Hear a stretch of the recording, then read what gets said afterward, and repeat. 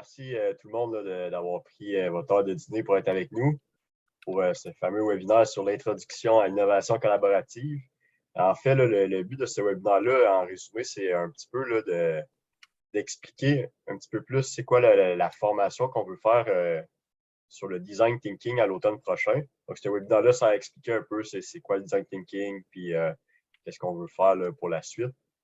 Donc, ça se veut une introduction, puis sans plus attendre, là, je vais laisser Antoine se présenter puis lui parler un petit peu plus du design thinking. Good. Ben, merci, Raphaël. Ravi de vous voir tous ce midi, j'allais dire ce matin, mais c'est plus ce midi, pour ce super webinaire sur l'introduction à l'innovation collaborative.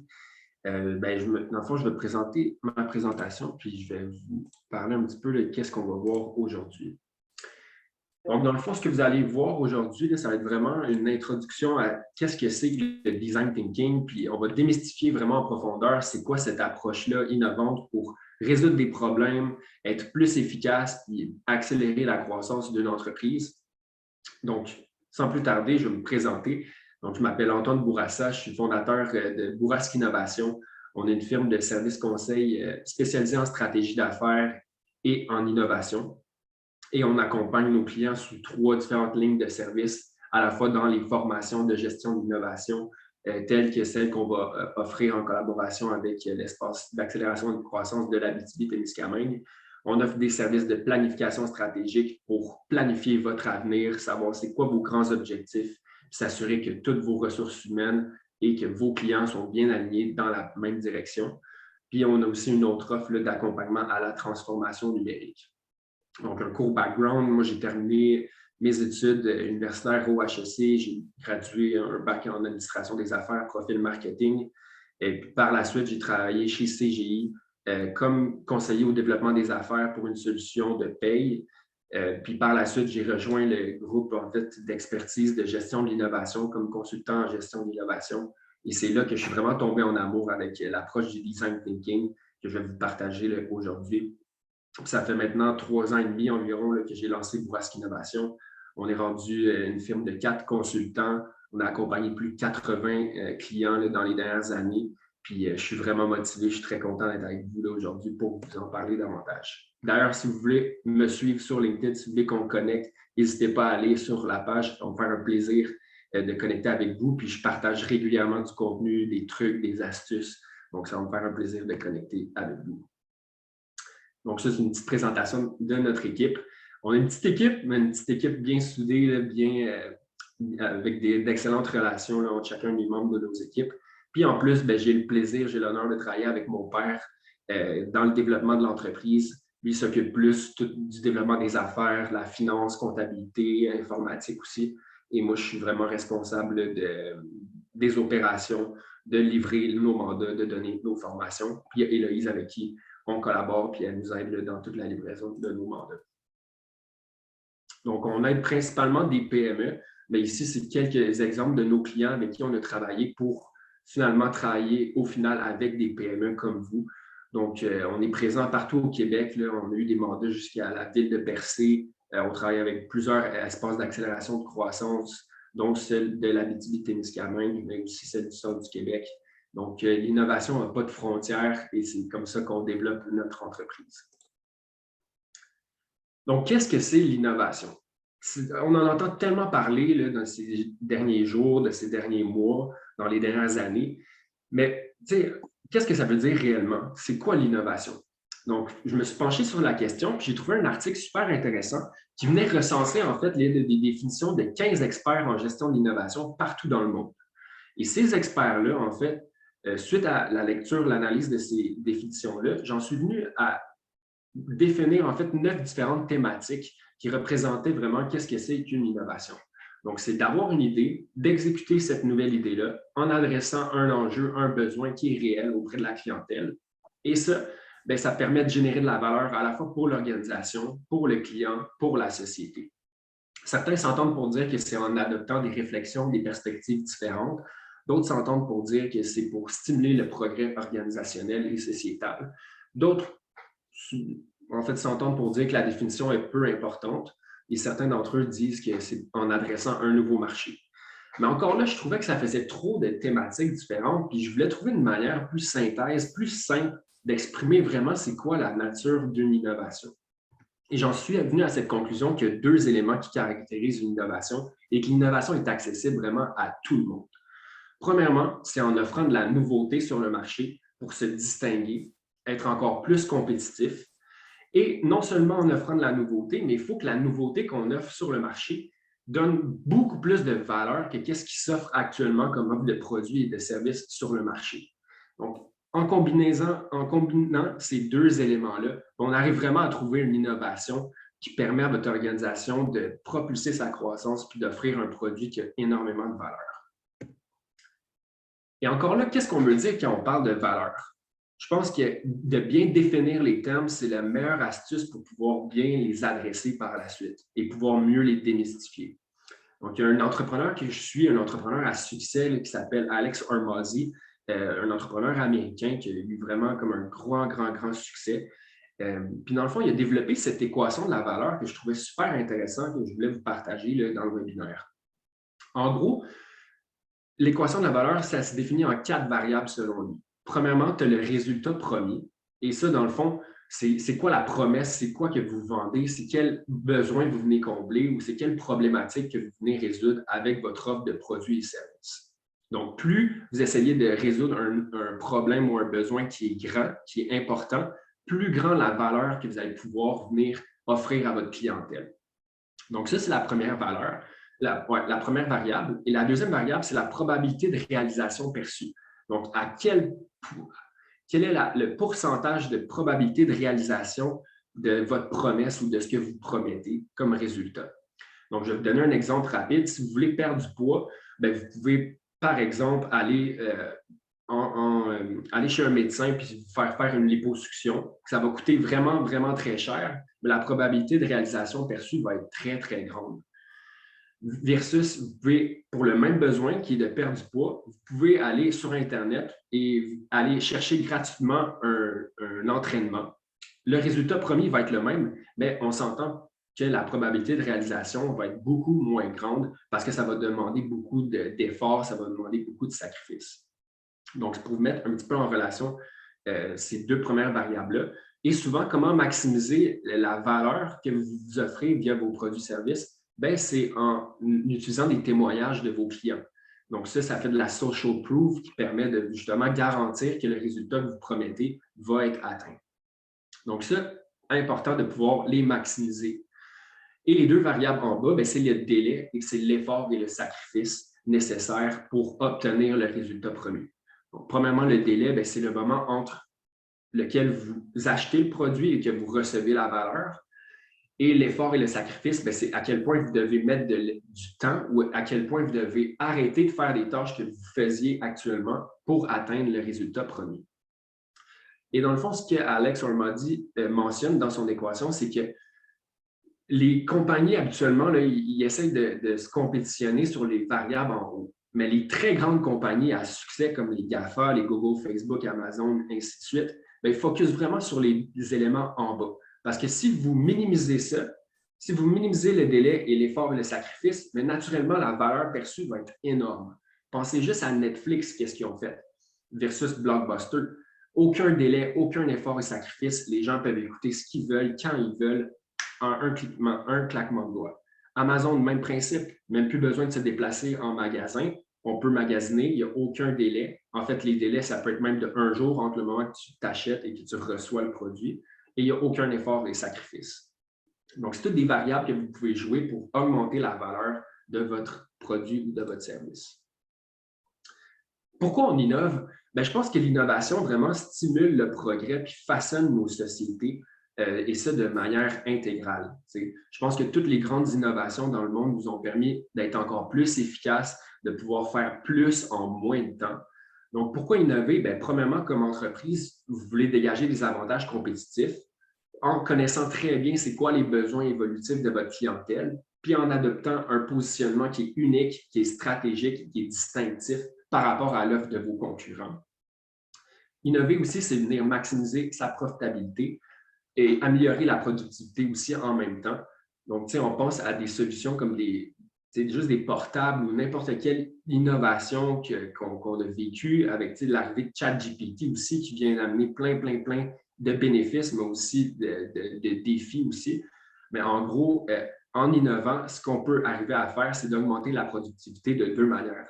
Soit en amenant plus d'intrants dans le processus de production, ou à partir du même nombre d'intrants, vous êtes capable de générer plus d'extrants ou de output, si vous voulez. Et c'est sûr qu'on innove aussi pour assurer sa pertinence sur le marché. N'importe quelle compagnie est à risque de pouvoir s'évaporer en un claquement de doigts si elle n'est pas vraiment pertinente selon l'évolution des besoins du marché. Pensez juste à des compagnies comme Kodak, qui étaient les leaders sur le marché, mais qui n'ont pas su suivre l'évolution des besoins de leur clientèle et que finalement, ils ont été déclassés très rapidement. Même principe pour Blockbuster, qui étaient des leaders dans leur marché, mais qui n'ont pas su intégrer tout le potentiel de la technologie pour revoir leur modèle d'affaires puis d'assurer une pérennité de leur organisation. Et finalement, pour venir renforcer aussi la culture de l'entreprise en favorisant l'apprentissage continu, la créativité, l'innovation, la collaboration, la prise de risque calculée, ça donne plus de pouvoir à vos employés. Ça leur permet de pouvoir progresser et d'être engagés dans votre culture d'entreprise. Donc, ça améliore nécessairement aussi les relations avec vos employés. Bon, une petite slide là-dessus. Dans le fond, chez Bourrasque Innovation, notre mission, c'est vraiment de propulser la croissance des PME puis de maximiser leur efficacité organisationnelle, toujours à travers cette approche-là innovante, dynamique et structurée. Donc, c'est vraiment ça qui nous caractérise. Et on offre, comme je vous l'avais dit en entrée de jeu, 3 différents services: formation, planification stratégique et accompagnement à la transformation numérique. Donc, avant de vous présenter vraiment l'approche du design thinking, je trouvais ça important de se pencher et d'arrêter pour réfléchir à quelles sont les causes d'échec d'innovation pour, premièrement, les identifier et, deuxièmement, pas les faire. Et après ça, je vais vous montrer comment le design thinking adresse chacune de ces 4 causes d'échec-là et pourquoi c'est la meilleure approche pour venir innover dans un contexte de développement de produits, développement d'entreprise. Donc, premièrement, la plus grande cause d'échec, je vous dirais que la culture d'entreprise, c'est le facteur le plus déterminant de succès lié à des initiatives d'innovation. Trop d'entreprises, dans le fond, ils ont trop peur d'échouer. Et ça, qu'est-ce que ça fait? Puis il y a trop de bureaucratie, donc il y a trop de procédures inutiles qui freinent le développement de nouvelles idées, ce qui fait en sorte que ça vient teinter sur la motivation des équipes. Il y a une culture d'innovation qui est faible. Les gens se présentent juste au bureau pour se présenter, font uniquement ce qu'on leur dit de faire, sans penser en dehors de la boîte. Et il n'y a pas cette prise de risque calculée qui est permise aux employés. Ce qui fait en sorte que ça vient freiner grandement tous les résultats des initiatives d'innovation. Et non seulement ça, lorsqu'il y a un manque d'adhésion et d'engagement vers l'innovation de la part de la haute direction, c'est très difficile pour n'importe quel projet innovant de voir le jour et d'avoir un succès commercial. Donc, la première cause d'échec, c'est au niveau de la culture d'entreprise. Est-ce que la culture est vraiment apte? Est-ce qu'elle est prête à pouvoir recevoir ou développer des nouvelles idées? La deuxième cause d'échec, c'est une mauvaise compréhension du marché. Donc, ce que ça veut dire, c'est vraiment une mauvaise compréhension des besoins clients. Souvent, ce qui arrive, et écoute, j'en ai entendu des milliers d'histoires, pas des milliers, mais plusieurs histoires de compagnies qui n'ont pas pris le temps de vraiment valider quels étaient les besoins de leurs clients avant de penser à leur idée. Je vais vous donner un petit exemple rapidement. On travaillait en partenariat avec un autre consultant qui, lui, accompagnait une firme d'ingénieurs qui était en train de développer un robot qui voulait en fait aider le milieu hospitalier, principalement les infirmières et les préposés aux bénéficiaires, à venir donner les médicaments ou leur alléger un petit peu les tâches. Qu'est-ce qu'ils ont fait? C'est qu'ils ne sont même pas allés voir les hôpitaux en premier lieu, ils sont restés en silo entre eux et ils ont développé un prototype. Ils n'ont même pas juste développé le prototype, ils ont développé le robot au complet. Ils ont investi 5 millions de dollars de développement dans l'entreprise sans même aller valider quels étaient les vrais besoins des clients et savoir s'il y avait vraiment un fit, une opportunité. Donc, qu'est-ce qu'ils ont fait? Ils ont développé tout ça. Puis par la suite, un coup qu'ils avaient le robot complet, ils sont allés voir les hôpitaux à Montréal et ils ont compris rapidement que ça serait un échec parce qu'ils n'ont pas pris en considération toutes les réglementations, tous les freins liés à les conventions collectives, les syndicats qui étaient dans les hôpitaux, qui avaient peur que la technologie vienne prendre leur emploi. Donc, c'est un excellent exemple qui met en valeur que si vous n'avez pas une bonne compréhension des besoins du marché, ça va être très difficile d'arriver avec un produit ou un service innovant qui va pouvoir résonner et assurer un succès commercial. Donc, souvent, les compagnies n'incluent pas la clientèle dans le développement des solutions. Et pire encore, ils ne regardent même pas qu'est-ce qui se fait de la part de leurs concurrents en termes d'offres de produits, services. Ils viennent répliquer un produit ou service qui existe déjà. Donc, ça, c'est la deuxième cause d'échec. La troisième cause d'échec, c'est au niveau de la stratégie organisationnelle. À travers la stratégie organisationnelle ou même la vision long terme, souvent, il n'y a pas de place pour l'innovation. Il n'y a pas de stratégie à proprement parler pour l'innovation. Ce qui fait en sorte que la priorité pour l'innovation prend le bord et les budgets alloués pour des initiatives d'innovation sont aussi délaissés. Et ce qui peut arriver également, c'est qu'il y a un désalignement entre les initiatives d'innovation et la stratégie organisationnelle, ce qui fait en sorte que ceux qui veulent innover sont toujours en petits groupes, mais ne vont jamais pouvoir intégrer, si vous voulez, toute la vision plus la stratégie long terme de l'organisation. Donc ça, c'est la troisième cause d'échec. Et la quatrième cause d'échec, c'est l'absence de processus et de structure pour gérer l'innovation. Et ça, en fait, même les compagnies qui sont plus grandes, c'est encore pire, en fait, parce que les structures deviennent encore plus lentes et il y a trop de gouvernance qui viennent freiner les nouvelles initiatives d'innovation. Donc, c'est ça l'avantage d'être une PME, c'est qu'on peut vraiment pouvoir se retourner sur un dizaine, comme on dit, et pouvoir vraiment être agile dans le développement de projets innovants. Donc, la quatrième cause d'échec, c'est vraiment un manque de processus et de structure, ou même ce qui peut arriver, c'est des incitatifs qui sont manquants ou même désalignés à la poursuite de l'innovation. Donc, roulement de tambour, c'est quoi la solution? Le design thinking. J'adore vraiment cette approche-là. En gros, je vais vous montrer dans les prochaines slides là, en quoi consiste vraiment cette approche-là. Mais voyez ça comme une approche innovante pour venir résoudre des enjeux. Ça peut être soit pour le développement de nouveaux processus, ça peut être pour le développement de nouveaux produits, de nouveaux services, la revue d'un modèle d'affaires ou la revue de la proposition de valeur d'une entreprise. Donc, en gros, c'est un processus de 5 étapes qui se veut être un processus itératif dans lequel, par exemple, vous voulez aider, en fait, comment dire ça? C'est un processus de 5 étapes qui met le client vraiment au centre, au cœur de la réflexion. Donc, par exemple, vous voulez aider votre client vous voulez démarcher un certain marché, vous voulez développer un produit pour un certain marché. La première étape, ça serait de démontrer de l'empathie envers vos clients cibles pour comprendre c'est quoi leurs besoins, c'est quoi leur frustration, c'est quoi leurs besoins prioritaires, c'est quoi leur profil, qu'est-ce qu'ils valorisent dans la vie, pour par la suite venir définir vraiment quels sont leurs besoins prioritaires. Puis à partir d'une bonne définition de leurs problèmes ou de leurs besoins, là, vous pouvez générer des idées en groupe collectivement, faire ressortir toute l'intelligence collective pour brainstorm et générer le maximum d'idées qu'on va venir prioriser par la suite et qu'on va venir prototyper. Donc, au lieu de développer une solution dans son entièreté, on va y aller par petits bouts, par itération, où est-ce qu'on va venir développer un prototype à basse fidélité qu'on va faire évoluer jusqu'à un prototype de haute fidélité. Et ces prototypes-là, on va venir les tester auprès des utilisateurs qu'on a sondés ici au tout départ. Donc, vous voyez ça vraiment à la fois comme un outil pour venir créer des nouveaux produits ou vous pouvez utiliser cette méthode-là pour améliorer votre offre de produits ou de services actuels. Donc, en gros, c'est vraiment une définition à haut niveau.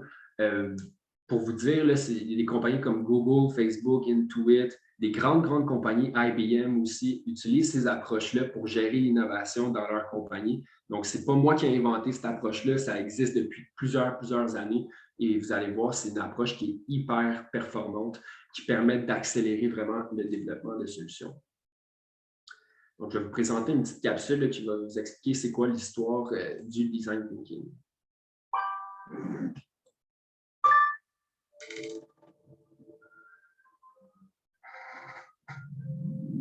D'où provient le design thinking?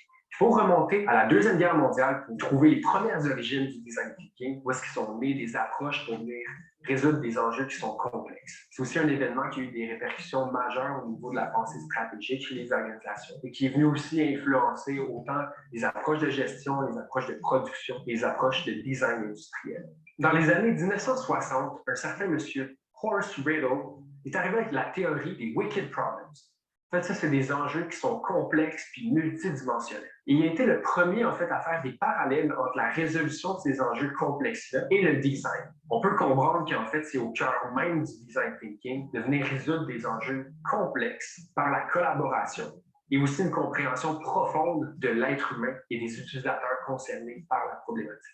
Dans les années 1970, M. Herbert Simon, lauréat d'un prix Nobel et informaticien, a été le premier à désigner le design comme science et comme mode de pensée. Dans le fond, là, ces idées tiennent encore comme pilier, comme fondation du design thinking, soit de prototyper rapidement et de faire des observations via des tests. Dans les années 1980, un certain Nigel Cross a été le premier à faire des comparaisons entre le design et la méthode de résolution de problèmes des designers envers des autres sphères d'activité de la vie. Dans les années 1990, la firme IDEO a été vraiment un joueur hyper important dans la croissance et la démocratisation du design thinking, et ça à la grandeur du globe. Dans les années 2000, le design thinking gagne énormément en popularité, notamment grâce à des précurseurs comme la firme IDEO, la Stanford Design School, ainsi que d'autres écoles de commerce prestigieuses qui commencent à enseigner fièrement le design thinking. Vous voyez, ça date pas d'hier. C'est pas une approche qui est née hier. Ça a été un penseur qui est venu à la suite d'un autre penseur qui a fait en sorte qu'ils ont renforcé toute cette approche-là. Et là, aujourd'hui, je vous dirais même au Québec, la majorité des universités offrent des formations en design thinking ou intègrent toutes les notions de design thinking, par exemple, dans des parcours d'entrepreneuriat ou des parcours d'administration. Donc, c'est une approche qui gagne vraiment à être connue et qui est très performante. Donc, c'est quoi les objectifs du design thinking? Dans le fond, il y a 3 différents objectifs. Premièrement, venir accélérer votre croissance parce que justement, vous mettez le client au centre, au cœur de votre réflexion.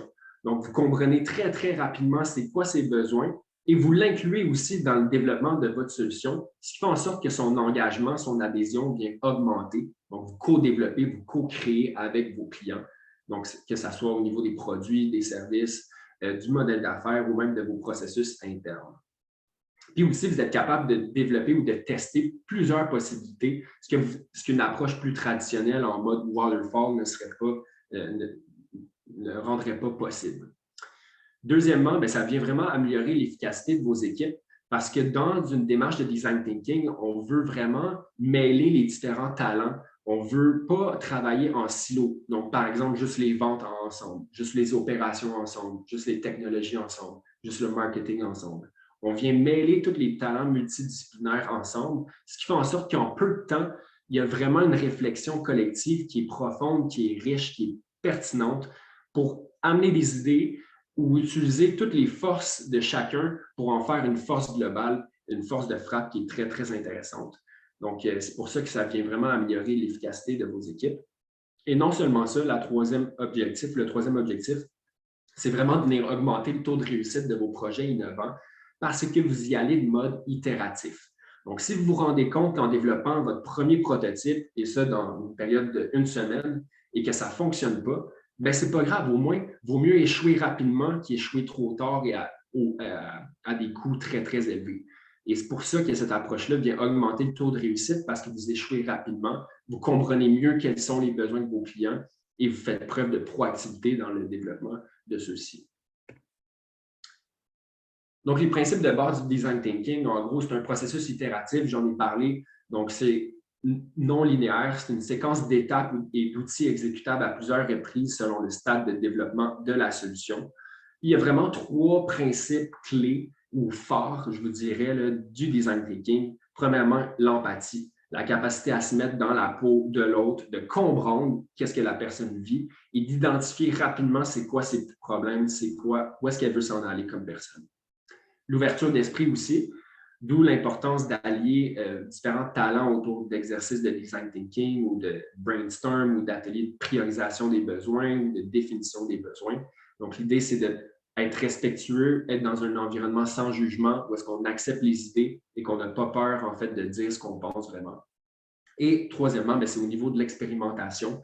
Donc, c'est vraiment en expérimentant, en créant, qu'on arrive à générer le plus de valeur. J'avais une citation qui disait « Si une image vaut 1000 mots, un prototype vaut 1000 images. » Puis je pense que ça résume très, très bien ma pensée au niveau de l'expérimentation. Tant que le prototype n'est pas réel, n'est pas tangible, ça peut même être une présentation. Moi, quand je développe des nouvelles offres de services, un offre de service, pour moi, c'est un certain prototype parce que je ne mets pas 2 mois à créer mon offre et rapidement, je vais venir la faire challenger auprès de mes clients potentiels.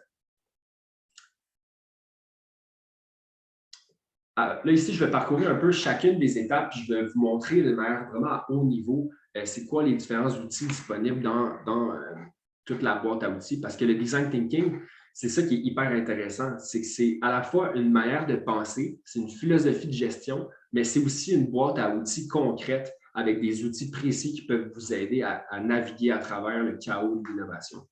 Donc, l'empathie, la capacité à se mettre dans la peau de l'autre, dans les chaussures vraiment de notre client et de pouvoir ressentir ce qu'il ressent.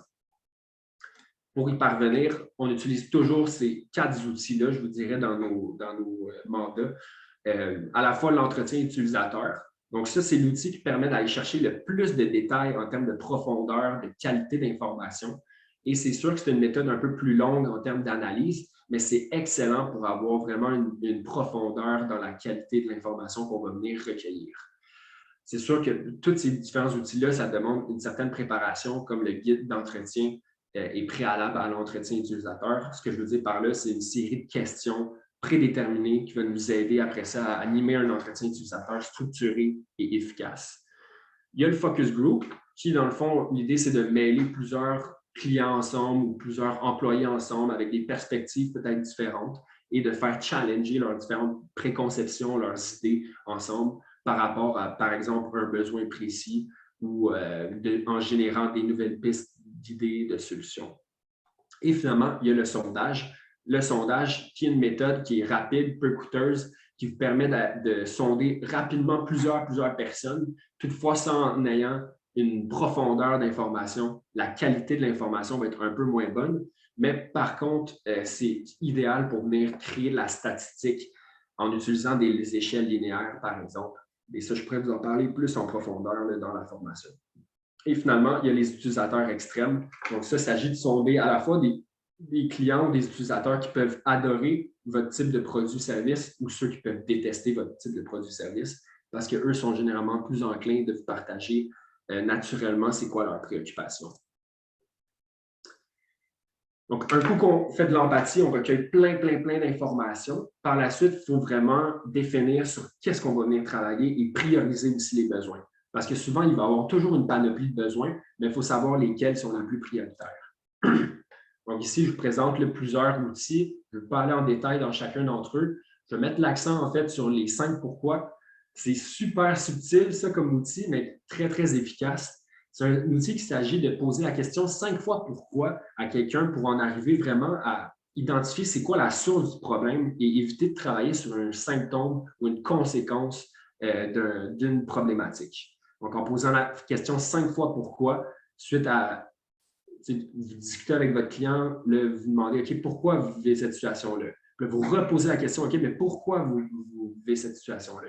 C'est vraiment très simple, mais ça permet vraiment de travailler sur le vrai bobo et non sur le plaster, comme on dirait.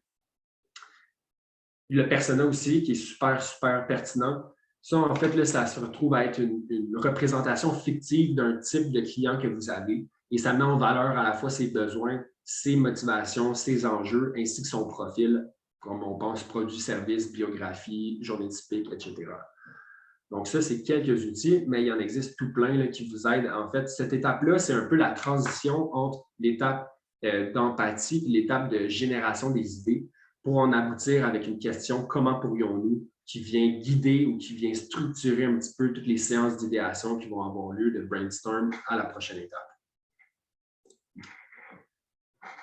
Ce qui nous mène par la suite à la définition, à l'idéation. Donc, un coup, vous avez bien défini quels étaient les besoins prioritaires que vous voulez vous pencher ou que vous voulez résoudre, bien là, il s'agit de générer vraiment le maximum d'idées. Il existe vraiment une panoplie d'outils, je vous dirais, le fameux brainstorm qu'on utilise régulièrement, dans lequel il y a plusieurs exercices. Donc, on vient faire une introduction, une mise en bouche, un brise-glace.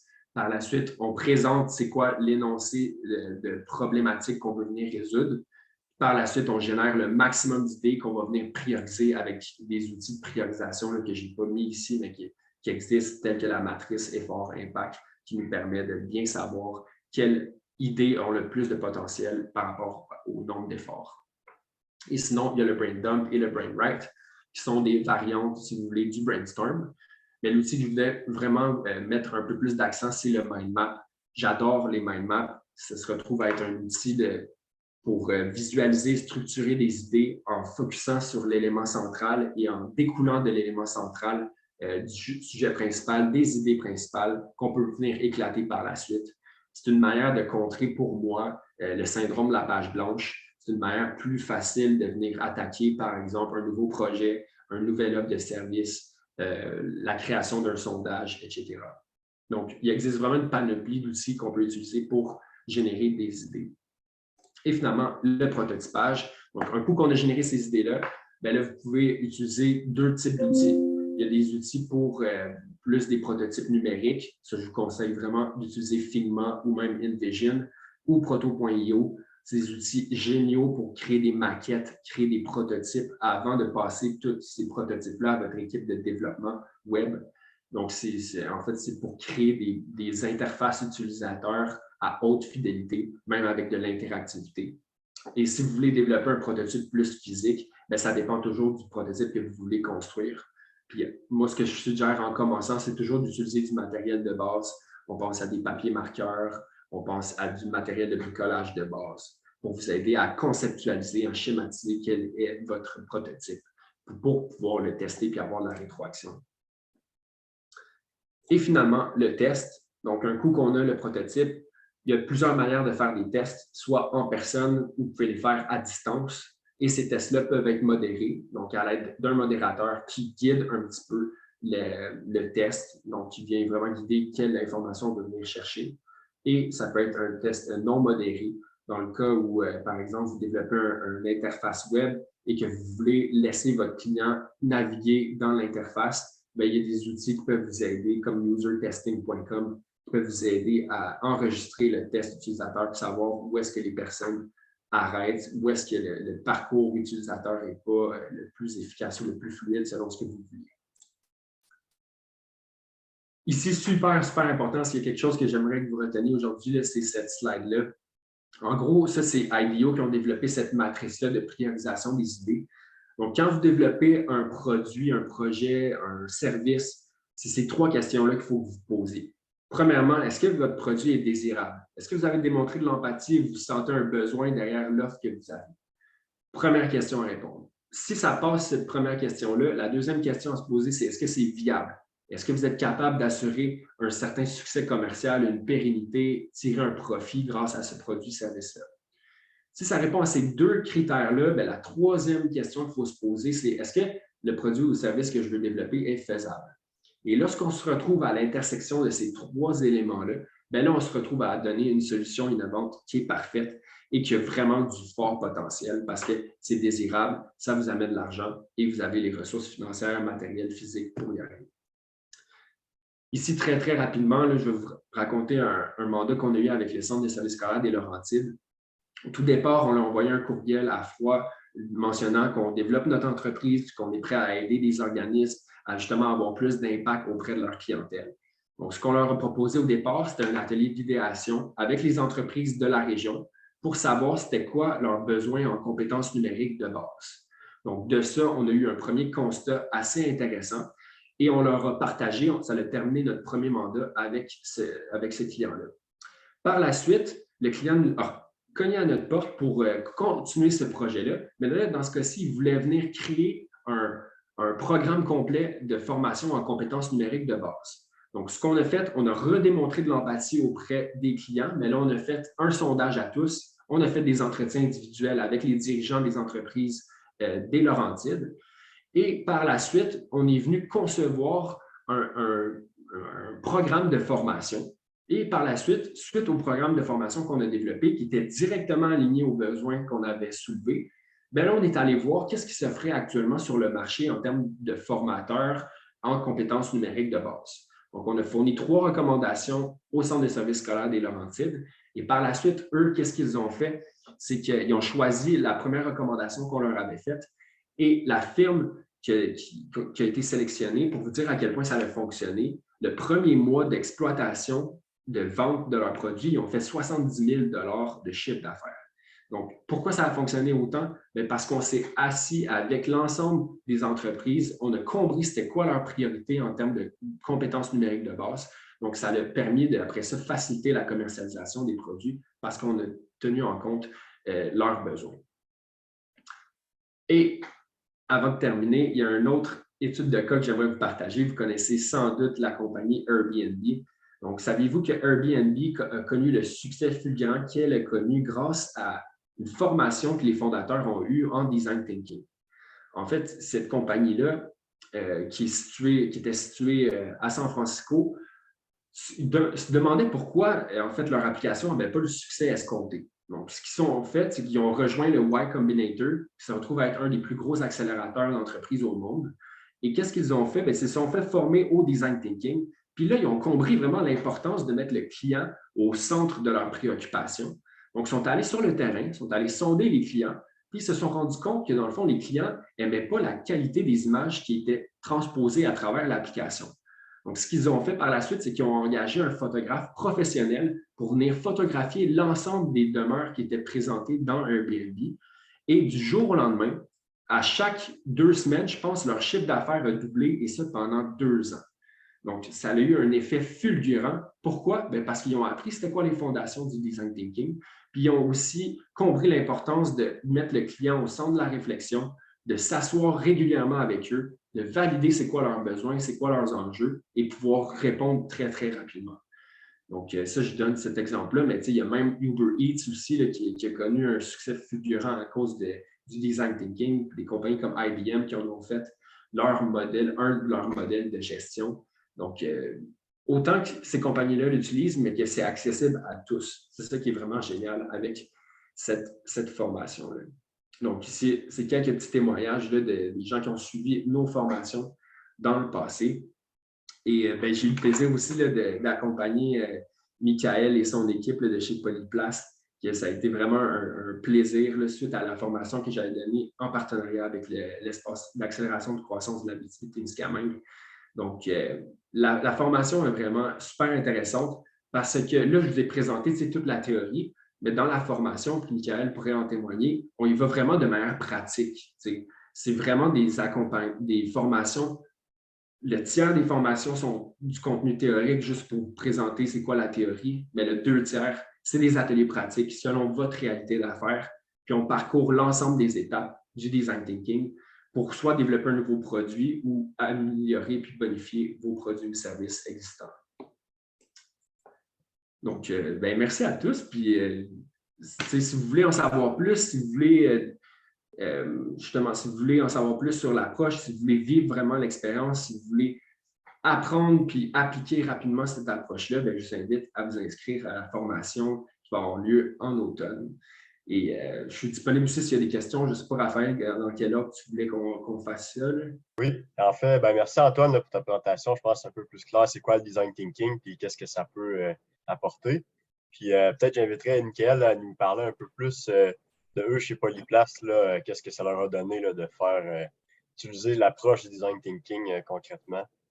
Nickel, je te laisse la parole. Merci Raphaël. Merci Antoine. En gros, nous autres, on a été formés 3 personnes, nous autres, chez Polyplace.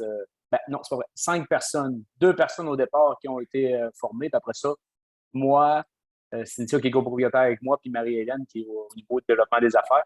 Puis on a adoré la formation sur toute la ligne.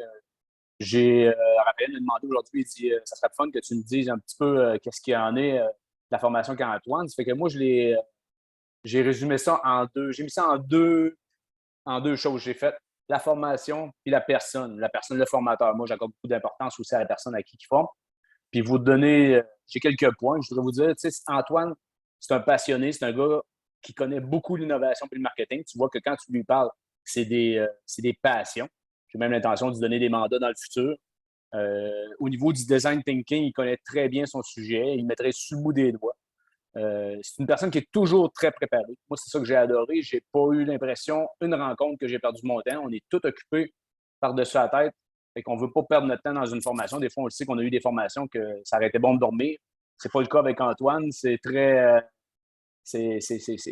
utile. Jour après jour, j'en ai appris à toutes les heures. Fait que c'est une personne, comme il disait tantôt, qui s'adapte devant les personnes. Ça fait qu'un moment donné, on a fait la théorique. Puis il jugeait à un certain endroit qu'on était rendu à faire quelque chose de pratique.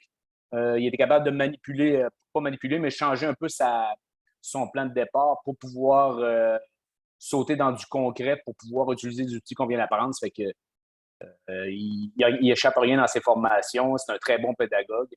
Puis il s'assure que vous avez toujours compris. Ça fait que ça, c'est pour la partie personne. La partie formation, c'est très bien fait. Moi, ce que j'aime dans cette formation-là, c'est que c'est très bien fait sans partir dans de grandes réflexions. J'ai vu tantôt Laure Marie, qui est chez Technosod, qui fait partie de la chose. Puis au niveau des entreprises qui font du développement, des fois, c'est compliqué de penser à des projets. On déraille, puis on va vers des grandes réflexions qui n'en finissent plus, puis qui ne donnent pas de quoi de concret. Ce que j'ai aimé dans l'outil, dans la formation, c'est qu'on va vers quelque chose on rouvre l'entonnoir pour recevoir. Après ça, on referme pour éliminer beaucoup. C'est qu'on ne tombe pas dans des réflexions qui n'en finissent plus. Fait que ça, j'ai vraiment, vraiment adoré ça. C'est du concret. Ça arrive de quelque chose de concret à la fin. J'ai aimé aussi sa méthode d'intégrer les personnes de plusieurs champs de compétences. Ça, c'est dans ses réflexions, là, c'est une des choses qui m'a resté beaucoup. Il sort beaucoup d'idées de toutes les personnes qui joignent. Là. Je pense à des techniciens, je pense à des gens en comptabilité. Tu sais, on va dans tous les domaines, même si on fait quelque chose de très ingénieux. Ça fait que c'est vraiment bon. J'ai aussi aimé, il y a une de ces réflexions qui était l'effet de vote. Fait que disons qu'il y a une idée qui sort, il y a une personne, les personnes peuvent voter sur le problème à résoudre, sur les solutions qui viennent. Fait que c'est pas la personne qui parle le plus fort ou qui a le plus d'influence dans l'entreprise qui gagne le combat, c'est vraiment l'effet de vote. Ça fait que c'est l'entreprise au complet qui décide. Ça fait que ça, c'était vraiment, vraiment très, très bien. Puis chacun, sa formation est très bien divisée. Chacune des étapes a du sens. Les outils sont très bien faits. Ça fait que moi, je conseille très fortement, très, très fortement Antoine et sa formation. Un gros merci, Mickaël, pour nous avoir expliqué un peu plus qu'est-ce que ça vous a donné. Je pense que c'était bien résumé. Puis pour l'avoir vécu aussi, là, c'était au printemps l'année dernière. Là, tous ceux qui ont participé, je pense qu'on était vraiment contents là, des résultats. Ça n'a pas besoin d'être des gros projets. Là, un petit projet, c'est super bon aussi. Là. Puis c'est comme a dit Antoine, puis Mickaël aussi peut témoigner, c'est que c'est bon autant pour une petite qu'une grande entreprise. Ça que c'est super pour tout le monde. C'est même des organismes de développement économique, comme il y en a plusieurs ici. C'est le genre de méthode qui peut être intéressante aussi. Tout à fait. Merci beaucoup, Mickaël. Sérieusement, ça me touche beaucoup. J'ai tellement eu de plaisir avec vous. Puis je suis content que c'est ça que vous en ayez retenu aussi. Fait que, merci beaucoup de ton témoignage. Plaisir. Fait que, merci tout le monde. Puis on va vous envoyer plus d'informations parce qu'en fait, on souhaite faire une petite cohorte d'entreprises intéressées à l'automne prochain. Normalement, c'est une formule de 2 jours complète. Donc, on est en train de voir là, quand est-ce que ça pourrait se faire. Puis tout ça. Donc, si vous êtes intéressé, juste nous contacter. Nous, on va vous relancer là, pour valider les dates, puis aussi là, combien que ça peut coûter. Puis en terminant, j'ai un petit sondage que je vais mettre dans le chat. Si vous pouvez y répondre, ce serait très gentil. Nous, ça nous permet de savoir si vous aimez nos webinaires, si c'est pertinent pour vous. Je vous invite à remplir le petit sondage. Puis sinon, Antoine va rester, j'imagine, si vous avez des questions. Puis sinon, merci Antoine, merci Mickaël, c'était super. Merci à vous.